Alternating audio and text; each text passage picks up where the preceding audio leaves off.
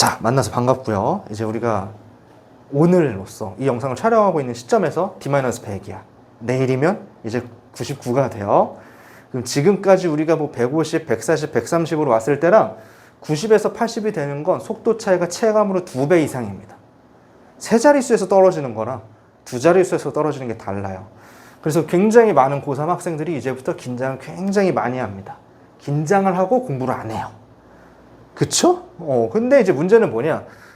여기서 대부분의 학생들이 걱정하는 건 뭐냐면 다 이 생각이야. 100일이 남았어. 근데 나는 6월 평가원을 다 망했어. 지금부터 한다고 수능이 될까? 이 고민을 왜 할까? 우리가 9월 달에 수시를 쓸 거기 때문이죠. 수시를 쓸 건데 수능은 어려워.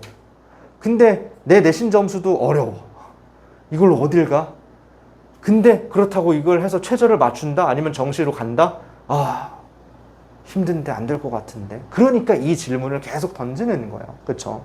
근데 그럼 이렇게 질문을 던지면 나는 뭐라고 얘기를 해야 돼? 할 수 있어. 이렇게 얘기를 할까요?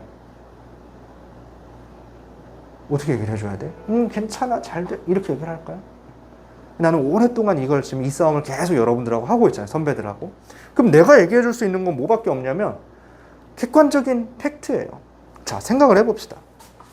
이 질문 던졌어. 수능 D-100. 지금부터 해도 할 수 있을까요? 자, 이게 딱 여러분들이 지지난달에 봤던 6월 평가원이에요. 1등급 컷이 몇이야? 1.47이야. 미친 거예요. 국어 수학도 4%대인데 영어가 1.47이야. 그럼 2등급 누적 비율은요? 9.47이야. 국어 수학도 11%인데 영어가 더 떨어졌어. 3등급은 뭐 그래도 28%까지 가긴 하지만 굉장히 참담한 점수가 나왔습니다. 그러니까 여기서 이제 영어를 공부해야 되는 친구들이 더 이제 갈피를 못 잡는 거지. 왜냐? 지금까지는 어땠냐? 이랬기 때문인 거야. 최근에 2개년 정도만 보더라도 영어 1등급이 그래도 7.8, 7.6이었다고. 그래서 보통 한 2배 가까이 1등급을 따는 거야. 2등급은 어때요? 누적이 원래 11%인데 얘는 26, 22야. 이것도 2배 이상 가는 거야. 그러니까 보통 이거 정도면 국어에서는 3등급까지 가는 거야. 국어 수학에서는. 그러니까 영어를 좀만 해놓으면 이득이었다고. 근데 작년부터 뭐 수능을 뭐 문제를 출제하는 걸 뭐 바꾸니 어쩌느니 하더니 작년 6월 이후부터 9월에서 갑자기 뚝 떨어졌죠. 수능도 더 어려워졌어. 수능도 똑같이 어려워. 4%대. 국어 수학이랑 상대평가랑 다르지 않다. 그래서 영어 어렵네. 그래도 2등급까지는 또 괜찮았던 거죠. 근데 더 나락을 갑니다. 아니 그럼 여기서 이제 이렇게 생각을 할까? 아니 이거는 말이 안 되니까. 이건 미친 거니까 다시 좀 올라가겠지. 다시 좀 쉬워지겠지. 라고 생각을 하는 것도 일리가 있을 수 있고. 근데 추세가 7, 7, 4, 4, 1이야. 계속 떨어지기만 해. 그럼 얘도 계속 어려운 거 아니야? 라고 생각하는 것도 일리가 있죠. 그쵸? 그러니까 내가 해주고 싶은 얘기는 뭐냐면 어차피 예측은 다 결과론입니다. 나와봐야지 아는 거야. 나와봐야 이렇게 된 거야 라고 얘기를 하는 거지 우리가 지금 시점에서 9월 평가원을 예측할 수도 없고 수능을 예측할 수도 없어요. 그러니까 지금부터 해도 될까요? 모르죠. 그렇죠? 모르는 거야. 그럼 이제 내가 지금 이 시간에 얘기를 해주고 싶은 건 뭐냐면 어차피 쓸데없는 거기 때문에 예측은 하지 말아라. 무슨 소용이냐? 했다가 쉬울 거야 했는데 어려우면 어쩔 거고 어려울 거야 했는데 쉬우면 어쩔 거야. 아니면 쉽다고 생각했는데 쉬우면 어쩔 거고 어렵다고 생각해서 어려우면 어쩔 거냐는 거죠. 예측을 하는 것이 중요한 게 아니고 그거랑 상관없이 나는 내 목표가 있단 말이에요. 그쵸? 우리가 뭐 그 학교에서 상담을 하든 학원에서 나랑 상담을 하든 자기 목표가 있다고. 그걸 이루기 위해서 어떻게 해야 되는지 방법에만 집중을 하는 게 가장 현명한 방법인 거예요. 그러니까 지금도 예를 들어서 이런 고민을 하는 친구들은 대체로 지금까지 자기 성적이 완성이 됐을까 안 됐을까? 안 됐겠죠. 자기가 다 만들어놨어. 그럼 이런 고민을 할까요? 뭘 시험을 갖다 줘도 나는 지금 영어가 1.47이라는데 나는 97이야. 고민이 될까? 안 돼요. 더 어려워라. 난 상관없다. 이럴 거라고. 그러니까 이 고민을 하는 사람들은 다 지금 안 돼 있기 때문인 거고 오히려 이미 완성이 어느 정도 돼 있고 제대로 가고 있는 사람들은 이런 생각 없이 가고 있다라고 하는 거지. 그러니까 여기서 이걸 내가 쓸데없는 짓을 한다는 순간 그 친구들하고 격차는 더 벌어지는 거예요. 걔네들은 지금 그냥 상관없이 공부를 더 하고 나는 더 해야 되는데 안 하고 그러니까 요거 하지 말고 방법을 잘 찾아서 들어가자. 그러면 저는 영어 선생님이니까, 영어 강사니까 영어에 대해서만 얘기를 좀 해보자라고 하는 거야.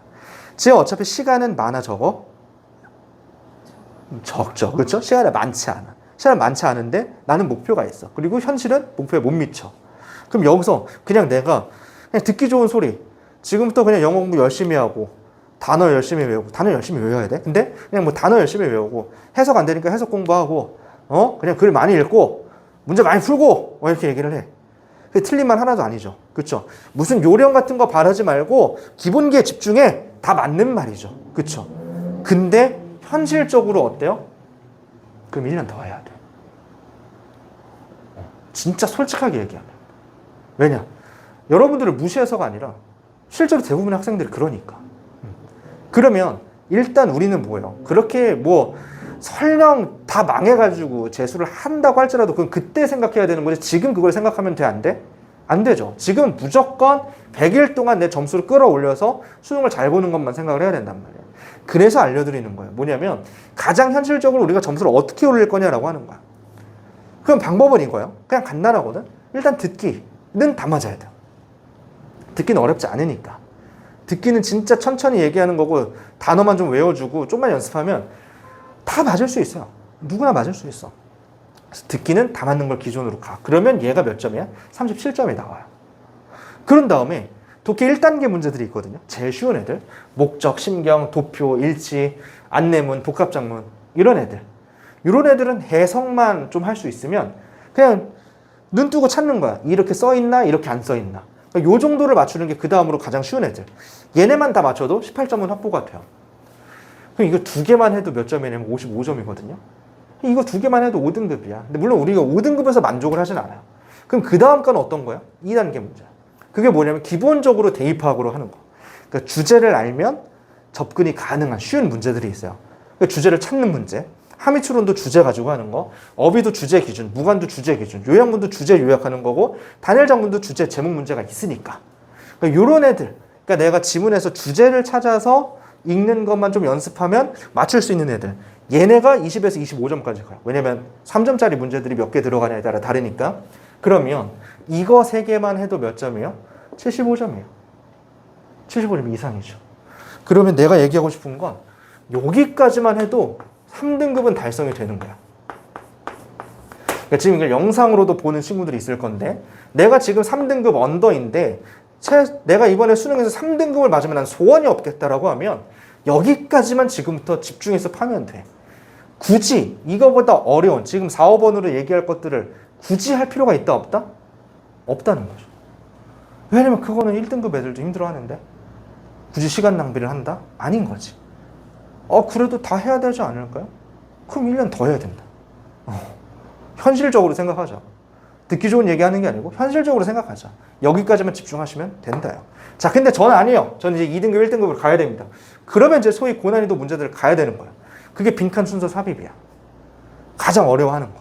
그렇죠? 여러분들이 뭐 인강 사이트에서 인강을 듣더라도 결국 얘네만 막 강의가 있잖아요. 그렇죠? 이런 거 푸는 방법 잘 안 알려준다고. 그렇죠? 이런 거 없어. 근데 다 이것만 막 하는 거야. 근데 그 중에서도 뭐부터? 얘네들 중에 2점짜리들이 있단 말이죠. 3점짜리가 있고 2점짜리가 있는데 2점짜리는 확실히 3점짜리보다 쉬워. 그러니까 얘부터 정복을 해. 그럼 얘가 또한 한 8점 정도가 나와요. 그러니까 그걸 두 개 합치면 여기까지 와서 2등급이 되는 거야. 저는 솔직히 좀 민망하긴 해도 1등급까지는 오바인 것 같고요. 2등급만 맞으면 최저 맞춰서 다 갈 수 있습니다.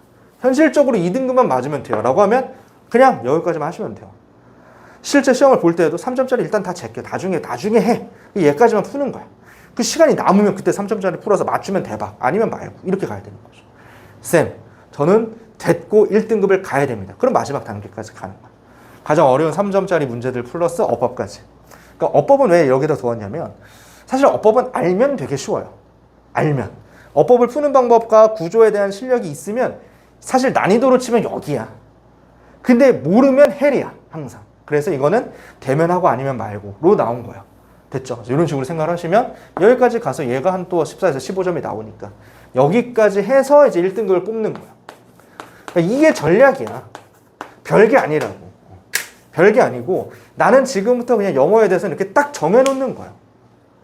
듣기는 모두가 다 맞아야 되고 그 다음에 2번까지 독해 1단계까지는 당연히 모두가 해야 되는 거고 근데 나는 목표가 3등급까지만 가면 좋겠다. 그럼 여기서 끝. 2등급은 가야 됩니다. 여기까지는 해야 되고 그래도 안전하게 1등급을 목표로 가야 되지 않을까요? 정도의 여유가 있는 사람은 당연히 끝까지 다 해야 되는 거고 요거야. 그러니까 여러분들 다 정하셔야 돼요. 알겠죠? 그리고 그대로 가는 겁니다. 그리고 나서 이제 중요한 건 이제 이 상을 내가 정한 다음에 그 다음에 의인을 만나야 돼. 어떤 거? 나는 지금 이게 해결이 안 되는데 이걸 해결할 수 있도록 해줄 수 있는 사람. 나는 여기가 해결이 잘 안 돼. 맨날 여기서 막 어떨 때 맞고 어쩔 땐 틀리고 하는데 이거에 대해서 내가 가지고 있는 문제를 해결해 줄 수 있는 사람이나 콘텐츠를 만나야 되는 거죠. 여기도 마찬가지고. 그래서 지금 이걸 듣고 있는 여러분들은 그 의인을 만났으니까 날 만났으니까 날 믿고 가면 되는 거고 그리고 나를 만나지 않는 사람이라고 하더라도 찾으시면 돼요. 뭐 나만 의인은 아니야. 의인은 아니야. 알겠죠? 찾으시면 돼요. 그래서 달려가시면 됩니다. 그래서 요거를 잘 기억하는 게 오늘 제가 드릴 수 있는 사실 가장 심플하면서도 가장 효율이 좋은 방법이다라고 생각을 하시면 되겠습니다. 자, 이거예요. 100일의 기적이 있을까요? 없을까요? 100일의 기적. 있을까? 없을까? 있었으면 좋겠죠. 그쵸? 그래서 솔직하게 얘기하면 있어요. 없지 않아. 100일의 기적은 항상 매년 있어 왔어요. 그러니까 예를 들어서 따만 하더라도 작년에 가르쳤던 친구가 9월 달에 영어 4등급인데 수능에서 2등급 되는 건 되게 간단한 일이었어요. 물론 수능이 좀만 더 쉽게 나왔으면 1등급이 됐겠죠. 근데 수능이 작년에 어렵게 나왔으니까 2등급이 되는 거야. 그러니까 물론 나도 아쉬움은 있지만 근데 그거 기적이거든요. 2달 만에 올라가는 거. 뭐 내가 잘했다가 아니라 말이 안 되는 얘기잖아. 어떻게 2달 만에 4등급이 2등급이 돼. 그러니까 기적은 있어요. 있는데 문제는 그 모두가 되진 않겠죠. 내가 해주고 싶은 얘기 이거밖에 없다고. 100일의 기적을 바라는 게 아니고 100번의 후회 없는 하루들을 쌓아가시라는 거예요. 그런 사람들 중에 기적이 옵니다. 100일 동안 99일을 후회해. 그럼 99일을 망친 거 아니야. 그럼 당연히 기적이 올 확률도 1%로 떨어지는 거죠. 근데 100번을 99번을 다 잘 살았어. 하루는 좀 뭐 힘들어서 쉬었어. 그럼 그런 사람들한테는 기적이 올 확률도 훨씬 더 늘어나는 거지. 저는 여러분들이 이렇게 생각을 하면 좋겠어요. 자, 100일도요, 진짜 길어요. 왜 기냐면 이 남은 100일 동안도요, 수도 없이 넘어집니다. 또 낭비하고, 또 쉬고, 또 놀고, 갑자기 좀 이제 정신 차리고 하려고 그랬더니 갑자기 아프고, 집에 무슨 일이 생기고, 진짜 길어요, 이 100일이. 뭐 하기에? 미친 듯이 열심히 도전하기에. 이걸 느끼게 될 거야, 지금부터. 근데 누구만 느껴? 열심히 해야 느껴. 열심히 안 하면 훅 지나갑니다. 눈 깜짝할 새 100일 끝날 거야. 그래서 나는 여러분들한테 바라는 건 진짜 남은 100일을 힘들게 한번 보내보자. 와, 뭐 이렇게 100일 공부하기가 힘드냐, 이렇게. 라고 느낄 정도로 빡빡하게 한번 해보고 그것들을 후회 없이 다 체크하면서 한번 해보자. 라고 하는 거야. 그렇게 따라온다라고 하면 나를 만난 여러분들한테 영어 등급을 올릴 수 있는 방법은 다 알려드릴 테니까 가져가시고 연습하셔가지고 올리시면 됩니다. 아셨나요? 자, 중요한 건 이거야. 100일 자체가 별 의미는 없어요. 100일이 뭔 의미가 있어? 99일도 의미는 없어요. 우리한테 중요한 건 그냥 수능 그 날이야. 수능 그 날이 중요한데 지금부터 쌓아가자. 알겠죠? 어제까지 내가 어떻게 살았는지도 중요하지 않습니다. 자, 수능이 끝나고 나면 모두가 후회해요. 왜냐면 수능을 잘 본다라는 개념 자체가 쉽지 않잖아. 전 과목을 다 잘 봐야 되는데 쉽지 않잖아. 뭔가 하나 미끄러질 가능성이 높다고 확률상. 그러면 하나가 미끄러져도 나는 수능을 망한 사람이 돼. 스스로 그렇게 느껴. 그러면 지난 날들을 다 돌이키면서 그날 밤에 계속 후회합니다. 근데 내가 바라는 건 뭐다? 앞으로 100일이라도 후회하는 날을 하루도 만들지 않고 보내면 덜 하겠죠. 그럼 회복도 빠르겠죠. 그리고 당연히 망할 가능성도 적겠죠. 우리 이걸 보고 가는 거예요. 알겠죠? 잘 하실 수 있겠죠?